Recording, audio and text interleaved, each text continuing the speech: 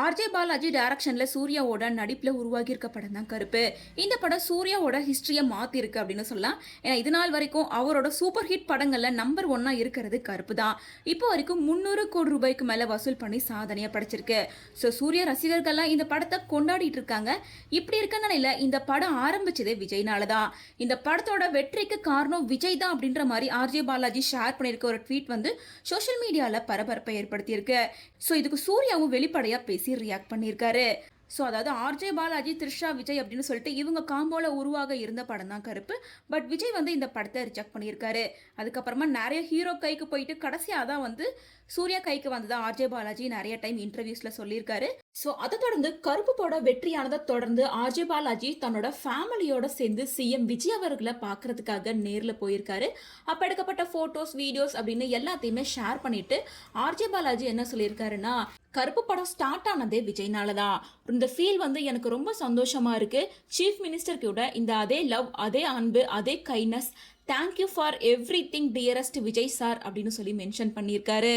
So இந்த போஸ்ட்டை பார்த்த சூர்யா ரசிகர்கள் பலருமே விஜய் ரிஜெக்ட் பண்ணனால தான் இந்த படம் ஹிட் ஆச்சா, மேலும் சூர்யாவோட ஹார்ட் ஒர்க்னால தான் இந்த படம் சக்ஸஸ்ஃபுல்லாக வந்திருக்கு. படம் ரிலீஸ் ஆகிறப்ப எவ்வளோ பிரச்சனை வந்தது, அப்பெல்லாம் சூர்யா தான் சப்போர்ட் பண்ணியிருந்தாரு.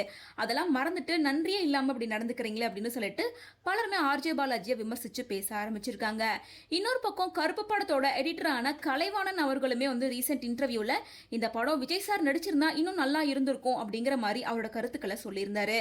ஸோ இதை பார்த்து கடுப்பான சூர்யா ரசிகர்கள், சூர்யா உங்களுக்காக காரை கிஃப்டா கொடுத்திருக்காரு, இந்த படத்துக்கு நிறைய பணம் செலவு பண்ணியிருக்காரு, அப்படி இருக்கப்ப கொஞ்சம் கூட நன்றி உணர்ச்சியே இல்லாம எல்லாரும் எப்படி விஜய் நடிச்சுதான் நல்லா இருக்கும்னு சொல்றீங்க, த்ரிஷா நடிச்ச லியோ படமும் ஹிட்னு சொல்றீங்க, குட் பேட் ஆக்லியும் ஹிட்னு சொல்றீங்க, அதே போல கருப்பு படம் இப்போ ஹிட்னு சொல்றீங்க.